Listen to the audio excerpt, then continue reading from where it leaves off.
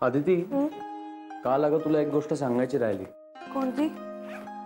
आम्ही ज्या रेस्टॉरंट मध्ये गेलो होतो तिथे तुझे पप्पा दिसले. काय? मग त्यांनी तुला पाहिलं का? आणि एकट्याला नाही, रजनी पण होती बरोबर. बापरे. मग बघत होते माझ्याकडे, रागावले होते सॉलिड. मग पुढे काय झालं ते सांग ना. काय झालं म्हणजे काही बोलणं बिलणं झालं का? हो झालं ना. गप्पा मारल्या माझ्याशी छान. मला म्हटले काय मस्त जोडा दिसतोय तुमचा. काय प्रश्न विचारतेस आदिती? तुझे वडील कधीही बोलतात तरी का माझ्याशी? हा, पण काल मात्र बघत होते एकदम डोळे फाडून. बघ डेंजरस दिसत होते ऍज युजुअल. जय, काय? सॉरी. कळलं? या अशा मुलींबरोबर बाहेर जाण्याचा तोटा कळला तुला? आणि काय रे, तुम्ही असं काय करत होतात की ज्याच्यामुळे माझे पप्पा तुझ्याकडे डोळे फाडून बघत होते? ते मी का सांगू? जय, सांगू? तू हे असं करत होतास? हे तर काहीच नाहीये. तुला आदिती, काकू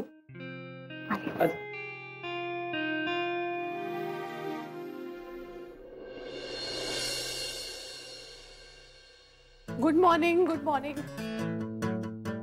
काय ग रजनी, उशीर झाला का ग आज? काल मीटिंग जरा उशिरा संपली आणि मग मी आणि जय डिनरला गेलो होतो आणि गप्पांमध्ये असे रमलो की वेळ कसा गेला कळलंच नाही. हो ना जय?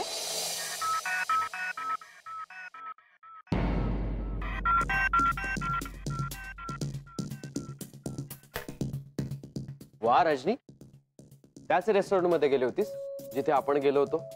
आपलं पहिलं डील क्रॅक झालं होतं तेव्हा. एक मिनिट अमित, एक करेक्शन आहे. आपण गेलो नव्हतो, तू मला जबरदस्तीने घेऊन गेला होतास. पण कालची गोष्ट जरा वेगळी होती यु नो. म्हणजे मी जयला इन्व्हाइट केलं होतं आणि आम्ही दोघं एकत्र डिनरला गेलो होतो.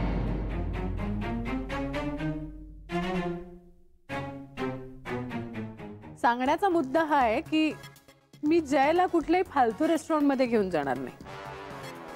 हो ना जय?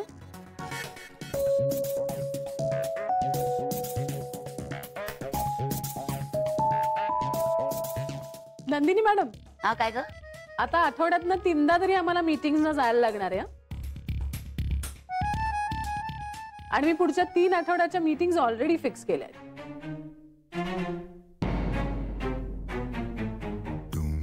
पण खरंच जय, थँक्यू सो मच. काल मला मीटिंग मध्ये इतकं कॉन्फिडंट वाटत होतं ना. मग तू बरोबर असल्यामुळे माझा आत्मविश्वास वाढला होता खूप. आय एम शुअर आपण एकत्र असलो ना तर आपण डील नक्की क्रॅक करू.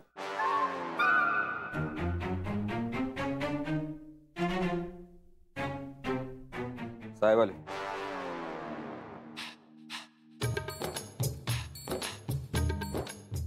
Good morning. Morning sir. Good morning. Good morning.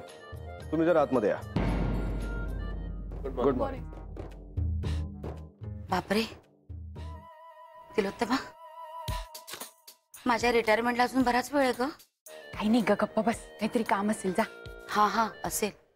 नाही पण ना, कामाशिवाय सरांनी मला आतमध्ये केबिन मध्ये कधी बोलवली नाही आतापर्यंत. मग आजच काय असेल बाई काहीतरी काम.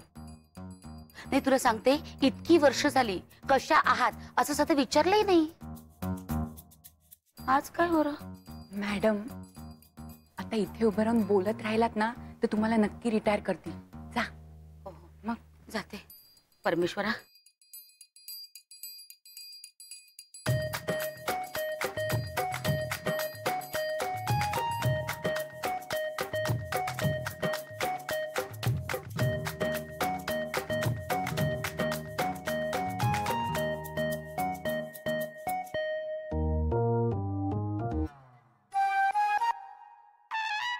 काय जय, खूप बिझी आहेस वाटतं. हो रे. या कॉर्पोरेट कंपनीचं डील सरांनी तुला दिलंय. हे तू करू शकशीलच असं वाटून नाही, तर मी 2 दिवस गावाला गेलो होतो ना म्हणून दिलंय. मी इथे नव्हतो म्हणून माझे सगळे क्लायंट्स तुला देऊन टाकले सरांनी.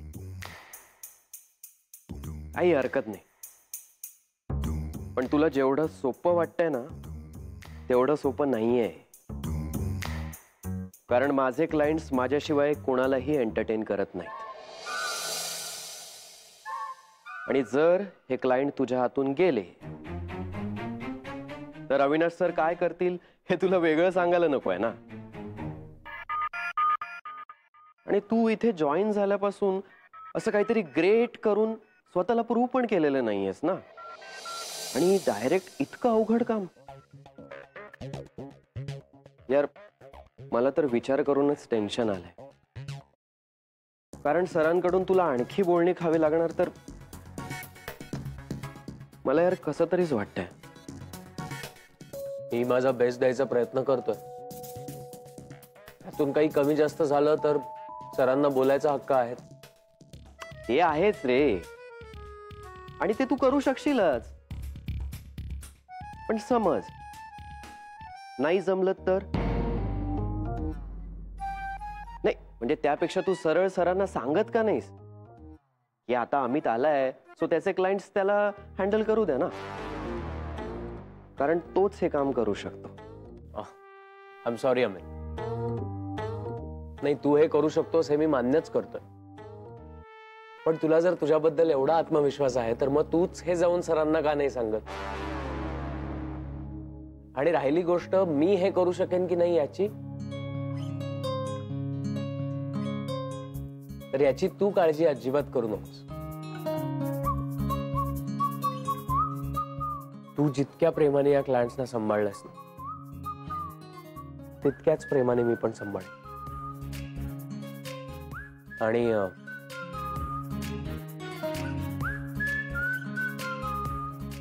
ह्या कामासाठी मी कोणाकडूनही कमिशन घेणार नाही.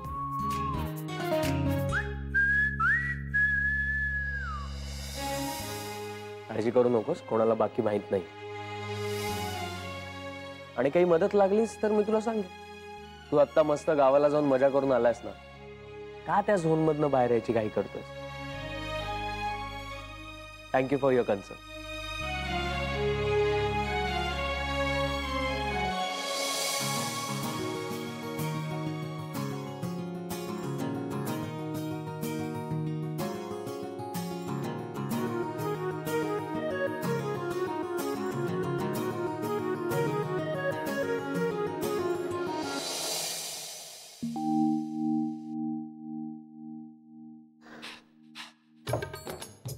तुम्ही ठीक आहात ना? हो. माझ्या आईच्या ओळखीचा एक वृद्धाश्रम आहे. त्या आश्रमातल्या काही व्यक्तींना अष्टविनायकच्या ट्रिपला जायचंय. तर आईची अशी इच्छा आहे की ती ट्रिप तुम्ही कंडक्ट कराल. जमल्यास तुमच्या आईलाही ट्रिपला सोबत न्यायला हरकत नाही. असं होय.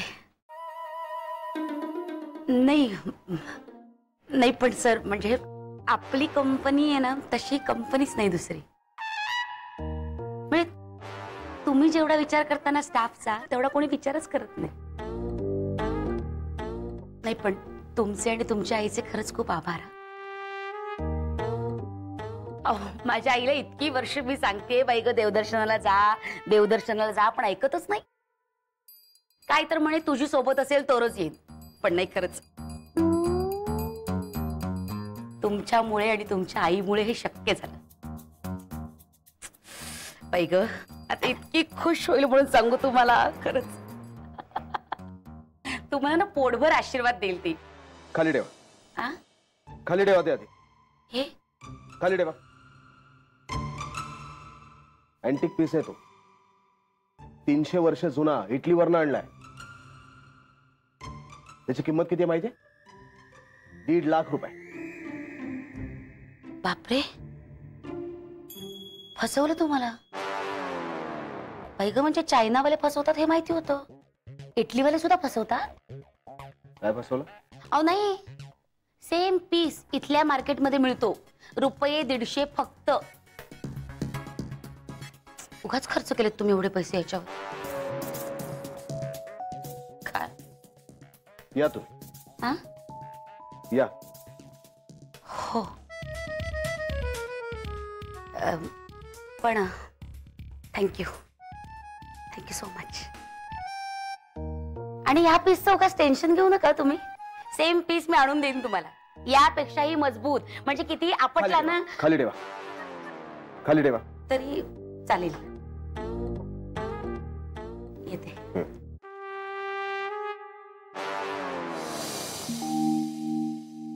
नंदिनी, हा? काय ग, काय झालं? रिटायरमेंटचं काही बोलले का सर? छे ग, माझ्या रिटायरमेंटला अजून खूप अवकाश आहे. नशीब कळलं. अगं काही नाही झालं. सरांच्या आईनी ना वृद्धाश्रमातल्या महिलांसाठी एक सहल आयोजित केले, अष्टविनायकाची. आणि त्या सहलीची सगळी जबाबदारी त्यांनी माझ्यावर सोपवली आहे. अरे वा, ग्रेट. आणि त्याही पेक्षा ग्रेट माहितीये का काय? सरांनी मला परवानगी दिली. अगं त्या सहलीला मी माझ्या आईला पण घेऊन जाऊ शकते. Wow, lovely. सर आपले वाटतात तितके काही खडूस नाहीयेत. हा, हो ग, खरंच. म्हणजे मला ना त्यांची भीती वाटते, हा, पण ती आदराने. एकटे असतात ना ग ते, त्यामुळे असे वागतात. त्यांच्या आयुष्यात एक छान मुलगी यायला हवी, म्हणजे मग त्यांचा स्वभाव बदलून जाईल. आणि आपल्या इथले देव टूरचे नियम सुद्धा जरा शिथिल होऊन जातील. नक्की. काय वाटतं तुला आदिती?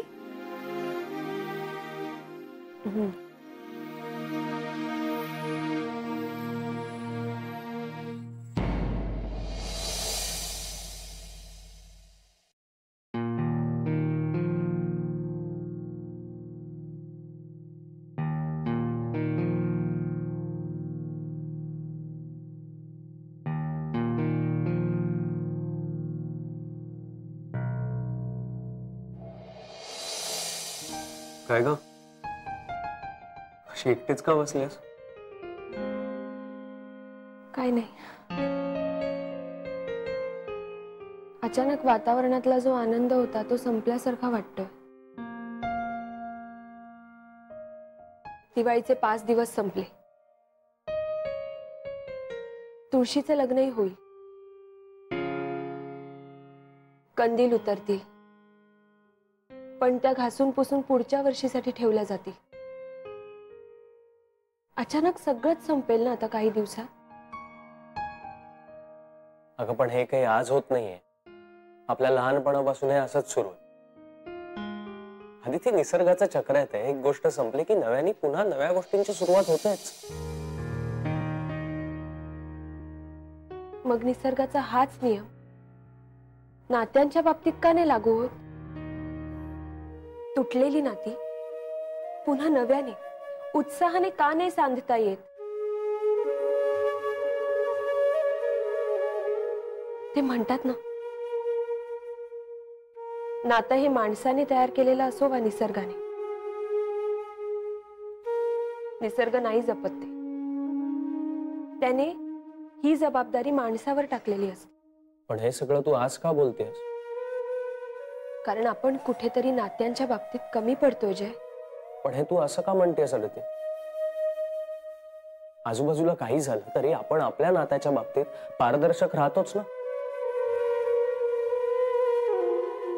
मी आपल्याविषयी नाही बोलत आहे, मी अण्णांबद्दल बोलते.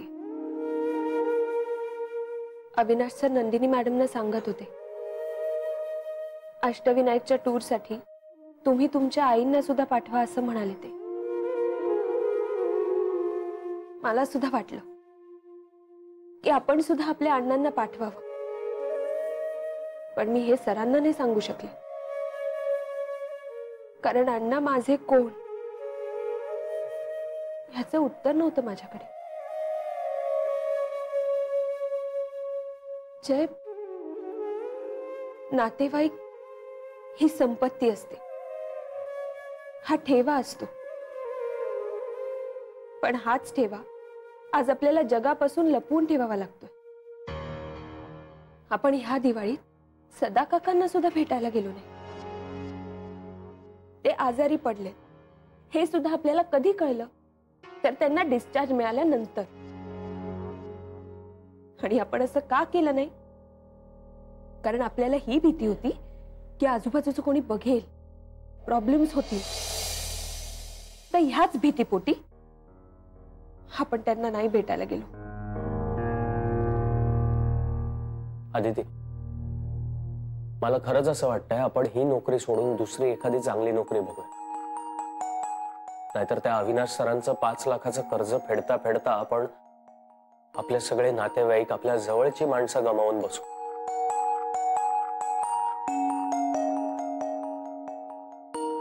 जय, आपण उद्या सदा काकांना भेटायला जाऊया का?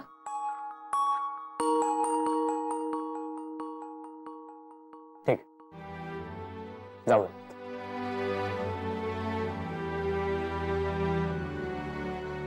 नको. परत जर आपल्याला कोणी तिथे एकत्र बघितलं ना तर खूप मोठा प्रॉब्लेम होईल. तेव्हाच तेव्हा बघू. आणि मला नाही वाटत गिरगावात कोणी येईल आपल्याला बघा. आत्ताच आपण म्हटलं ना, काही झालं तरी आपली माणसं आपल्यापासून लांब नाही जाऊ द्यायची. ठरलं मग, उद्या आपण गिरगावात जातो.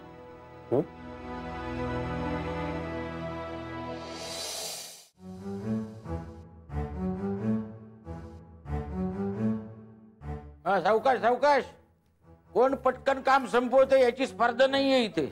मला बाहेर जायचंय. बाहेर म्हणजे? बाहेर म्हणजे फिरायले मालकासोबत चौपाटीला. कशाला ते? कशाले म्हणजे हप्त्यात रविवार एकदाच येते आणि मला आणि मालकाला तेव्हाच वेळ असतो. आता वेळ असेल तेव्हा जाऊ नये का? आणि माझ्या घरी कोण नाही अशी शकू कामाले. माणूस वाद घालण्यात किती एनर्जी, शब्द आणि वेळ वाया घालवतो. तू काम करे निघ. उगाच आपलं काहीतरी. नेमकं हिला पण आजच जायचं होतं. मग तुम्ही पण जा की. हवं तर पोलीस स्टेशनला जा. कशाला? त्यांना बी कोणतरी प्रश्न विचारायला पाहिजे की नाही?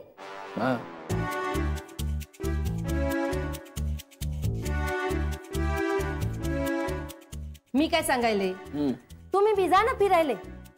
म्हणजे जय आणि आदितीले प्रायव्हसी मिळेल. मला जायचं नाहीये, किंबहुना जाणारच नाहीये. पण माझी खात्री आहे मी इथून बाहेर पडल्याबरोबर इथं कोणतरी नक्की येणार. या टायमाला कोणी नाही येणार. या वेळेला म्हणजे गेल्या वेळेला कोण आलं होतं? माझं काम झालं, मी चालले. हे शको, मी काय विचारतो, गेल्या वेळेला कोण आलं होतं इथं? वाद घालण्यात शब्द, एनर्जी आणि येळ वाया जातो. काहीतरी बडबड नकोस. गेल्या वेळेला कोण आलं होतं सांग मला. बापरे, काय झालं? ते पाय किती वाजले. लई वेळ झाला. चौपाटीला जायचंय ना. माझा नवरा आणि उंट वाट बघत असेल. लई कामं राहिले आतमध्ये सुद्धा. चला आत. आले आले आले मी. आता चहा प्यायचा बाकी राहिला अजून. गुड मॉर्निंग काका. Good morning. काकू कुठे आहे? ती तिच्या मावस भावाबरोबर गेले. जी मावशी गचकली. 104 वर्षाची होती. काही 100 नंतर देव रिक्वेस्ट ऐकत नाही. 100 वर्ष जगला म्हणून सत्कार करायला तो बोलावतोच. फक्त त्याचा सत्कार वर चालतो, हा प्रॉब्लेम आहे. असो, गेली ती. माझा स्वातंत्र्य दिन सुरू झाला आता. हो, ती शकू मला म्हणत होती तुम्हाला काहीतरी प्रायव्हसी हवे म्हणून मी बाहेर जावं. काय जाऊ का मी? काय काका, अजिबात नको. तुम्ही गेलात तर घरात शुकशुकाट होईल. शुकशुकाट नाही, शांतता म्हणायची असेल तुम्हाला. आणि काका, तसंही आम्ही आज गिरगावला चाललो. बरेच दिवसात गेलो नाही ना. हो. आणि मी जाताना दुपारचं जेवण करून जाते. फक्त तुम्ही ते गरम करून घ्या. त्याची काही गरज नाही. मला उत्तम स्वयंपाक येतो. तशा मला 2 डिश येतात, एक वरण आणि दुसरा भात. त्यामुळे त्याची काळजी नको, तुम्ही जा. आणि हो, काय जसं गिरगावात जात आहे तसं अण्णांना पण एकदा भेटून या. बरे आहेत ना ते? हो, तोही विचार आहेच. बघू आता कसं जमतंय.